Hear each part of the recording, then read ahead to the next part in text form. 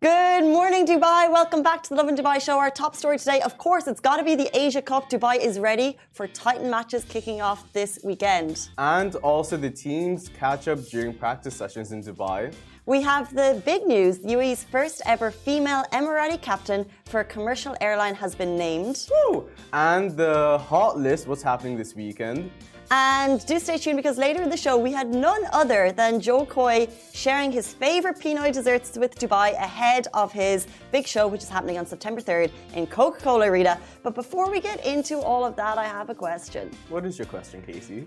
Something has broken in the news about a school in the States which has said they are reviving disciplinary measures, paddling for kids. Paddling? Kind of like spanking with whack? a little bit, like a wooden spoon. Like, is it okay to paddle kids? Well, what age does it go up to? I don't know. It's a school. It's a new disciplinary students, basically spanking students who have been bold. Now, I'll just say it's only for kids which parents have already, like, they've signed a waiver or whatever it is. So it's like not every student in the school who gets in trouble is going to get spanked. Okay. Only if the parents haven't acknowledged it. Does this not feel like a step back in time? All of US at the moment feels like a step back in time. Not to be shady, but like, am I wrong? I'm fine with parents doing it to the kids because at the end of the day, it literally, like, there is discipline, you know, in the house with the kids, because kids, especially at such a young age, they do the most, so they need that fear instilled in them. But school's your escape, you know, so like to have that same, not treatment but like punishment at school, like, I don't know how I feel about it. I agree. Like, I think however discipline is done at home, like I think even like when we were younger it was like the threat, you know, and it's like that would be like a big deal. But if you're handing that over to power over to a teacher, oh, it's so scary and it's so wrong. And like the teacher can go all out and literally abuse the child, and the kid's gonna go up to their parents, but then the parents are gonna think that the kid's overreacting. But what if the kid's not overreacting and the teacher's actually being super cruel and harmful, but then the kid can't back him or herself up? Yeah, exactly. And they're calling it corrective behavior. And I take issue with that specific phrase because it's like, there's many other ways to do this like correction, you know, and you don't want, that should not always be the threat that you're like hanging over kids, like do your homework or else, like get this math right or else, like it's just wrong. Like, what happened to a good old naughty corner, you know? You go. Those were the days. Naughty step, the 100 lines. Like, we had like punishments in school, I'll always remember them. It was like, and I went to a boarding school, so like if you were really bold, like let's say for example, if you were in the dorms at night and there's like a lot of noise and the teachers are really angry, they would have you up at 6 a.m. running laps in the freezing cold, but like that's punishment that you never want to have to do. But like, or they would have you writing, like we had these huge boards with like loads of names of like students that had passed and like their distinctions. I wonder if I'm there. Probably not. That stays for like all eternity? Well, I wonder, because there's only space for a certain amount. But you would be like writing those over and over and over again, like you'd remember the names. No! That's punishments that you don't want to do, that hangs over your head. That's worse than getting spanked. That's like mental, psychological abuse. Is that not normal? No, it's not normal at all. Like, what was like your biggest punishment in school? Naughty corner or like talking time like 15, out. 16, 17 years old. Oh, like detention.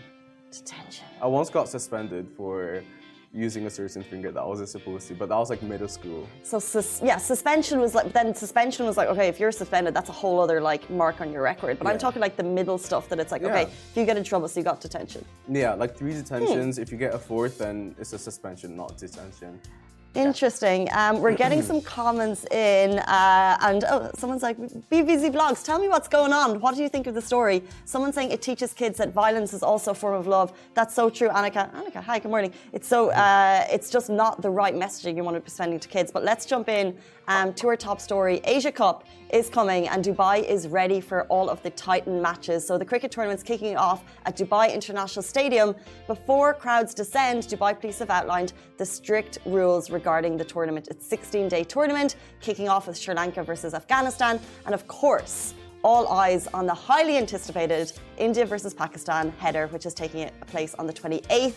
The numbers for this match in particular will be huge. So with over 4 million people from India and Pakistan calling the UAE their home, tickets to the India-Pakistan header on the 28th, dubbed the final before the final, were sold out in literally hours. More than 1 billion viewers all over the world are expected to watch the contest on international platforms. And it's taking place like just right down the road, so this is massive. All eyes on the city. Preparations for spectators to ensure a smooth experience are in full flow. They're actually complete. If you have tickets, gates will open 3 hours before the matches, and police have also shared a list of restrictive items, so do not bring this stuff with you. So don't be bringing drone cameras, glass tumblers, bottles are not allowed in. Selfie sticks, Shahir? Leave your selfie stick at home, leave your umbrellas home, radio communication, bikes, skateboards, and usual other banned objects like sharp objects and fireworks also won't be allowed through the gates. Which, why would you have any of them? But finally, the police urge people to enter the stadium only with valid tickets, and that re-entry will not be allowed. So if you leave the stadium, you're not allowed back in, and children over 4 years old are required tickets. We're just going to see massive crowd scenes, and the crowd scenes get big. If you're in anywhere around Dubai Sports City this weekend, it's at International Stadium. It's going to be crazy. But what's cool is if you saw the photos we shared yesterday, and Simran did a cool article about it, the teams are already out training. How cool. Literally, I'm trying to like celebrity spot them. Yeah. That's what I'm doing with my spare time. But it's so cool, like, you see the sense of community, you know? All the teams are like around each other, and like, it's the friendliness. It's the calm before the storm. Exactly. It is the calm before the storm, because as soon as they get on the pitch, it's going to be a whole other scenario. But it looks like it's all business. From yesterday, yeah, it's all business. But from yesterday, they look like they were like besties. 100%. So the competing team players look like they've been buddying up at the ICC Academy in Dubai Sports City ahead of the cricket tournament. And we're all eyes on the matches course. So after defeating the UAE by 8 wickets, Hong Kong has officially qualified for the tournament and will be joining India and Pakistan in Group A. As a result, the 6 teams that will be playing in the main round are India, Pakistan, Sri Lanka, Bangladesh, Afghanistan and Hong Kong. But it's a match between the two arch rivals, India versus Pakistan, that already has cafes, sports bars, and literally every single place that you can go to fully booked out of anticipation. India will aim to extend its record of the 8th Asia Cup title in the UAE under the captaincy of Rohit Sharma. And then the most sought-after clashes in the tournament taking place on Sunday will be the first time these two teams, India and Pakistan, have battled it out on the field after Pakistan recorded their first ever win over India in a World Cup match during 2021, the T20 World Cup. So yeah. So here's to wishing all the players good luck and a wicked tournament. Did you just write that just now? I came up with it literally on the spot. Are you not going to give Simran credit? Why would I? I literally came up with it on the spot. That was a wicked pun, Simran. You have my support on that.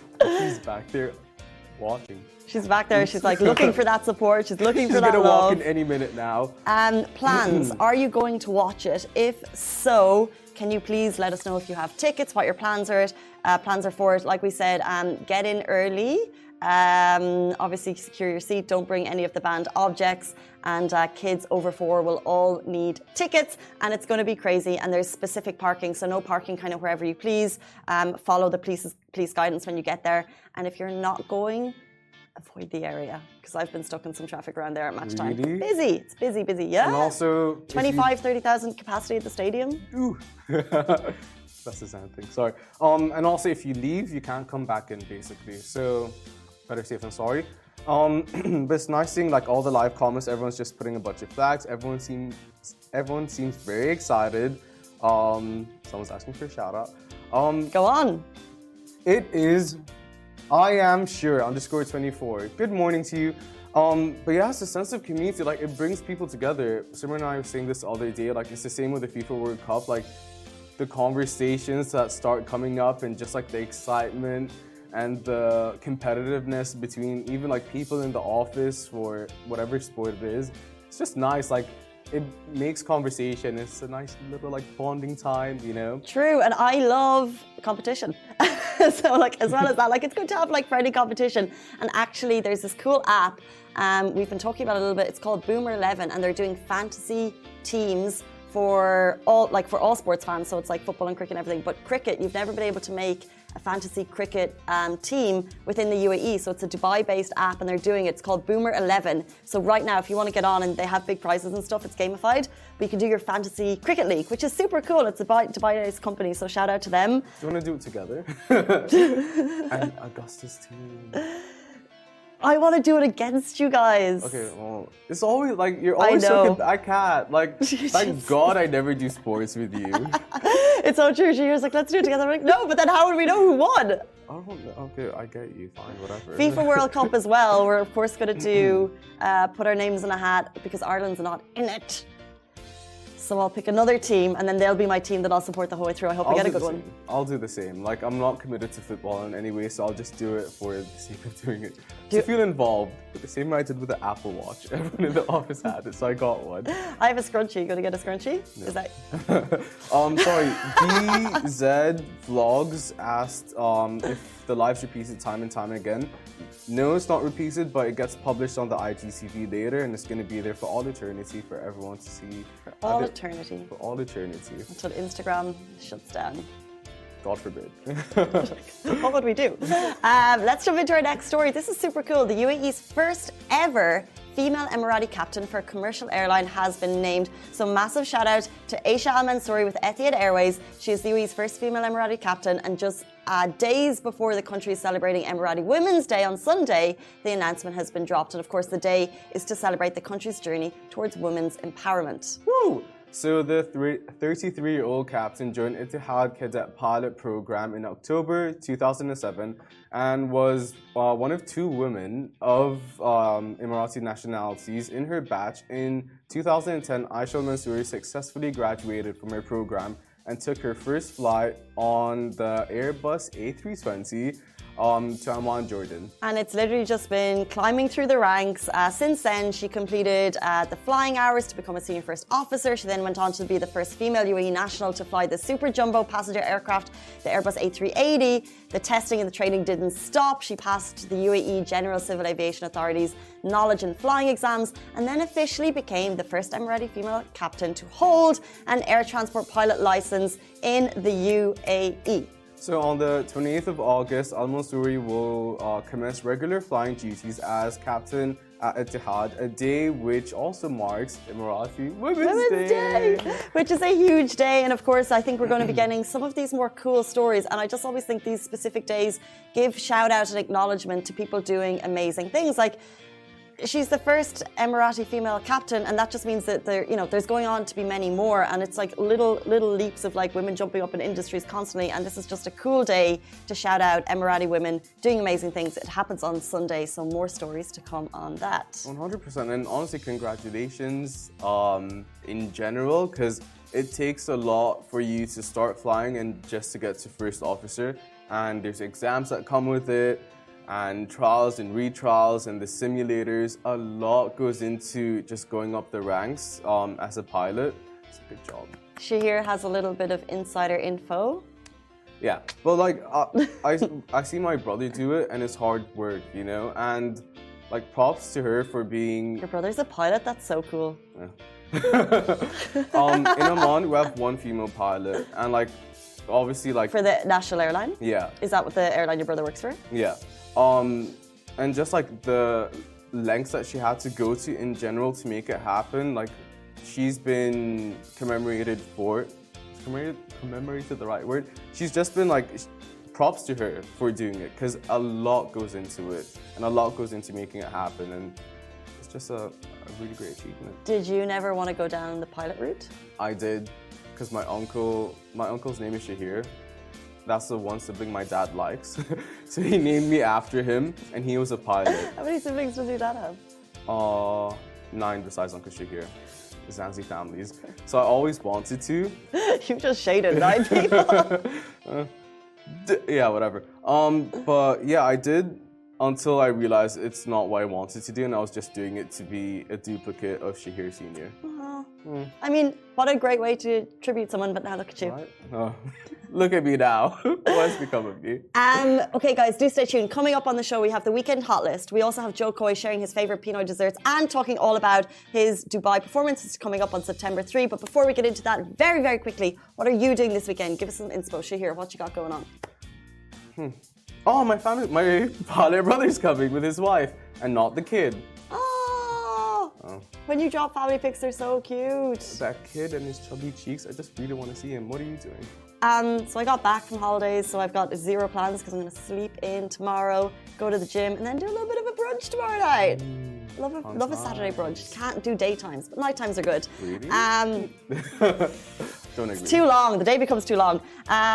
However, there's actually some really cool stuff we've got going on this weekend, and Annika is here with you to give you the weekend's hot list. Stay tuned. She'll be with you right after this. Hello Dubai, this is Anika, your weekend it girl. So this weekend, Dubai is buzzing with exciting events that everybody has been so excited for, and each one guarantees a fun time for all. So the first things first, the Abaya Rally is here for Emirati Women's Day this Sunday. After the massive success of the Kandura Rally that took place last month, make way now for the Abaya Rally. This is the UAE's first all-women car parade, which will celebrate women's empowerment and the power of the abaya. This is well worth the drive to Abu Dhabi and will happen at the Yas Marina circuit from 6 p.m. onwards. So ladies, get in your cars and drive down there now. The next one is for all you cricket fans. The Asia Cup 2022 has officially begun, and this Sunday is a very, very important day because it's India versus Pakistan. That's right, two epic teams with brilliant sportsmen and a rivalry that has gripped both nations forever. This match is going to be a sure sight to witness. I can feel it in my bones. So many cafes and so many sports bars are streaming it live from 6 p.m. So you should not be missing out on this. Go and reserve your spots right away. And my last event is for all of the shopaholics, especially if you're looking to collect some vintage goods. The Dubai Flea Market, one of the UAE's biggest second-hand markets, will be at the Al Barsha Pond Park with some amazing goodies. So head down there to score some great bargains. Now the best part about this is that it is a night market which runs from 4 p.m. to 10 p.m. this Saturday. So there's no hot sun beating down on you, just good weather, good vibes, and a lot of good stuff. So that's my top 3 for this weekend, but we have a lot more things listed out on the weekend roundup. I'm talking 5 a.m. cycle treks, unlimited sushi. So go check out the Lovin Dubai website for the weekend roundup. And if I've missed something, do let me know because this is Dubai and there's always something for everyone. Have a great weekend. The time is near. We are less than 2 weeks out from the world's hottest comedian hitting the Coca-Cola Arena in Dubai on September 3rd. And we have him on the show right now. Welcome back, Joy Coy. How are you? I'm fantastic. How are you doing? You look fresh and bright. Where are you? I'm in Philadelphia today. I got 2 shows out here in Philly. The City of Love. Are you touring right now? It's small. It's the beginning stages of the world tour. So that'll start kicking in probably next month when we start going crazy with the dates. What is that like? Like how many tours you're saying 2 in Philadelphia? Like how many is a day? And how do you like mentally prepare for this kind of world tour? It's phenomenal. It's going to be intense because I'm dropping my hour special on Netflix, another one. And usually when that happens, I don't do those jokes anymore. So not usually, every time actually. So it's kind of stressful, but it's also fun because it keeps me on my toes. I got to write. Writing as you tour, do you take like fan experiences as you go? Yeah, I try and learn, about the city, and I go up, I improvise a lot. And I did it last week in Toronto where I was just for about an hour on stage, just working out these jokes, but it was fun and I knocked it out. So that's all that matters. It's so cool. And you're coming to Dubai. So are you preparing your content for here already, or does it happen? Oh yeah. I can't wait. This is my third time there. And, unfortunately, twice we had to move the show because of, how do I say it? Unfortunate circumstances. Yeah. There was one where I was in town too. And unfortunately we had to postpone that show as well. So I'm just happy that I'm finally coming back, and the third time's a charm. I hope so. Yeah, exactly. Because the fans have been buzzing each time. Yes. Can you give us like a teaser of what people can expect? I mean, I'm not going to do stand-up via Zoom. Or I will tell you this, you guys get to see it before my Netflix special drops. So that's kind of cool. You guys get to see it before the world does. 100%. And that's what people are excited for.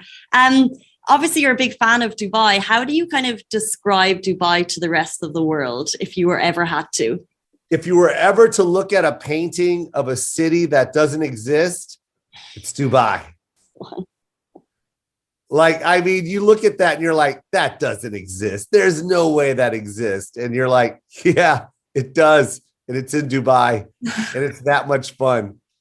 It's unlike any other city I've ever been to. And it's fun that I brought my son and I'm bringing him again because I like sharing those kind of experiences with my son the most. This is the thing. We saw these cool pics of you like at the top of the Burj Khalifa last time you were here. Yeah. Do you have any more? Or with the penguins? How much fun was that? Oh, cool. I mean, my son and I saw a penguin for the first time in Dubai. What? Exactly.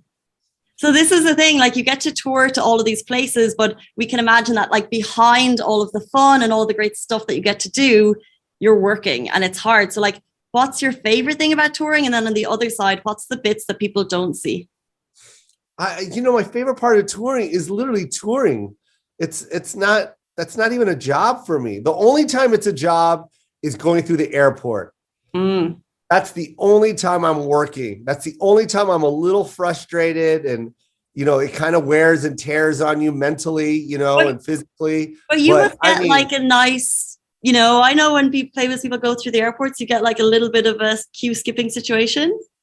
Yeah, but I mean, even then it's still strenuous and mentally getting prepared for that. That's about it. And I'm being very small, by the way, and dramatic. But, it's like I get to tour the world and make people laugh. Like, what? Mm-hmm. That doesn't even make sense. If you write down my occupation on paper, it's like, that doesn't exist. It's like, yeah, I get to do that. And I get to share it with my son. He's at an age now where he gets to enjoy this and really takes it in and understands what I'm doing and learns as well. Like, he's learning what this business is and how much fun I'm having doing it. And it's so cool because obviously you've come from a place where you were like selling your own tickets door to door to selling out shows worldwide. Can you remember like way back when the reactions that people gave you at the door versus the reactions you get now? I mean, it's the same, like, because I still do it. I started my career handing out flyers at the malls, and just recently with my movie that came out Easter Sunday, I was handing out flyers again. It's like it's a process that I believe in. It's an art form that I enjoy.